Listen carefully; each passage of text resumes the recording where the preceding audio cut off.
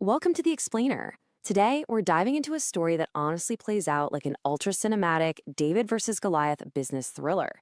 We are looking at a massive, industry shattering disruption that literally rewrote the rules of sports entertainment. Now, this isn't just about athletes in a ring, right? It's an absolute masterclass in market disruption. We're going to explore exactly how a brand new promotion stepped right into an established billion-dollar ecosystem and shook it to its very core. I am so pumped to guide you through this. So here's the dramatic, high stakes question at the absolute center of this era. How did AEW save professional wrestling forever? And listen, it's not just about a new company making a buck.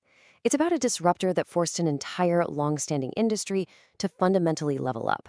I mean, 7 years in, it's almost impossible to imagine modern wrestling without it. We're going to see exactly how this underdog stepped onto the stage and seemingly rescued an entire art form. Okay, let's dive into this. Here's our roadmap. We'll cover the two-decade monopoly, the bet that changed everything, the birth of AEW, the talent revolution, opening the forbidden door, and finally, how we're looking at a forever changed industry. Part 1. The two-decade monopoly. To really get why this disruption was such a big deal, we gotta set the stage. Let's rewind to the late 2010s. After buying out its main rival, WCW, back in 2001, WWE essentially became the only major North American wrestling company in town. This kicked off what a lot of people consider a kind of dark age for competition. Sure, you had other promotions out there, places like NJPW, ROH, and Impact Wrestling, all with super passionate fan bases, but let's be real, none of them had the financial muscle or the massive TV reach to actually challenge WWE on a national scale. The result? A lot of fans felt the product had gotten pretty predictable, because the industry just lacked that crucial competitive pressure that historically drives innovation. When you map out the timeline, there is this massive, nearly 20-year void between 2001 and 2018. For almost 2 straight decades, WWE dominated the market with virtually zero direct competition. It's a giant gap in the industry right before that sudden, disruptive spark in 2018, which, as we know, ultimately led to AEW officially launching in 2019. Which brings us to part 2, the bet that changed everything. Every great business thriller needs a catalyst, right? An unlikely challenge that sets the whole thing in motion. Well, in this industry, that spark came from a pretty surprising place. Back in 2018, prominent wrestling journalist Dave Meltzer publicly stated that an independent wrestling event simply couldn't sell 10,000 tickets. And, it was a fair observation born out of that 2-decade monopoly we just talked about. But members of the popular wrestling faction known as the Elite, specifically Cody Rhodes, Kenny Omega, and the Young Bucks, they took this journalistic doubt as a direct challenge. They decided, okay, let's act on this and prove him wrong. 10,000 tickets. That was the seemingly impossible hurdle. But the event they put together, appropriately named All In, completely sold out. Bam. Just like that, it became one of the most significant independent wrestling shows in modern history. Hitting this massive number demonstrated something absolutely crucial to the business world. There was a massive, undeniable, and seriously hungry demand for another major wrestling promotion. Part 3. The birth of AEW. So with a rock-solid proof of concept established, we get the official entry of the disruptor. Enter Tony Khan. Backed by the Khan family and officially partnering with the Elite, All Elite Wrestling launched in 2019 with one monumental goal: providing a national alternative to WWE. Now, despite the undeniable, crazy success of All In, a lot of industry observers fully expected this new company to just fizzle out quickly. The assumption was that the monopoly was just way too entrenched to ever be broken. Now, what's really interesting here is how rapidly they defied those odds right out of the gate. They secured a major television deal, they sold out arenas globally, and they attracted top-tier international talent. By hitting these massive milestones so fast, they didn't just survive, they created the first legitimate, well-funded alternative the wrestling business had seen in almost 20 years. Moving on to Part 4, the talent revolution. This immediate success ushered in what's arguably AEW's single greatest contribution to the business.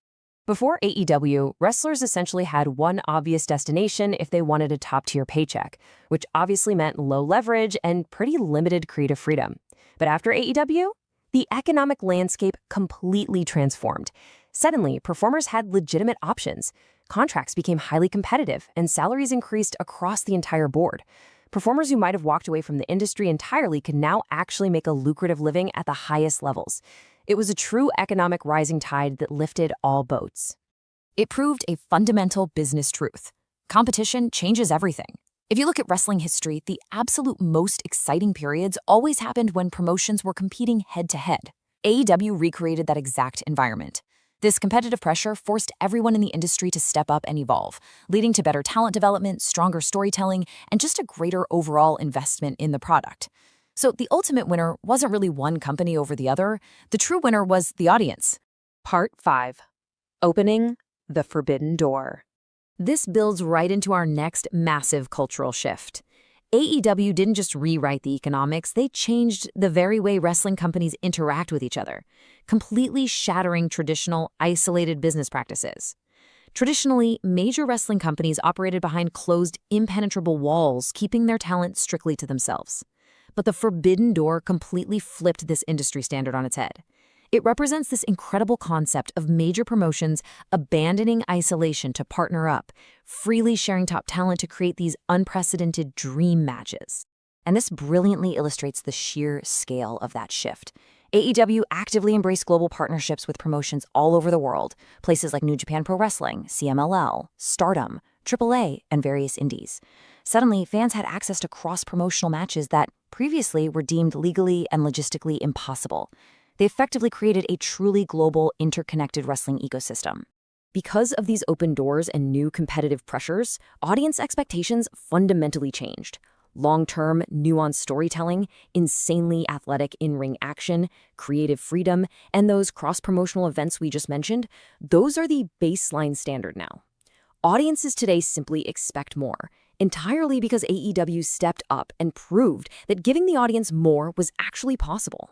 Part 6. A forever changed industry. All right, so we're finally ready to answer the core question we posed at the very beginning of this explainer.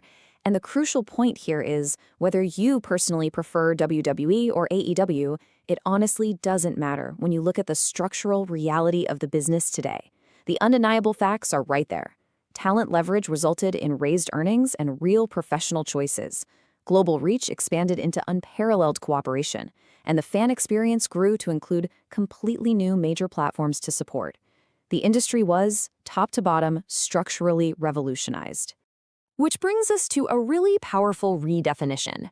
Saving wrestling didn't mean rescuing it from extinction, it meant rescuing it from permanent predictability. It meant making absolutely sure that wrestlers have choices, ensuring fans have massive alternatives, and guaranteeing that innovation never stops. That constant innovation, driven by real competition, is the true victory here. So, if a single bet over 10,000 tickets could shatter a 20-year monopoly and completely rewrite the economics, the global partnerships, and the creative standards of an entire industry, what on earth happens next? With the landscape forever changed and the Forbidden Door kicked wide open, what boundaries will professional wrestling push in the years to come? It is a truly thrilling time to be a fan. Keep learning, keep questioning, and we'll catch you next time.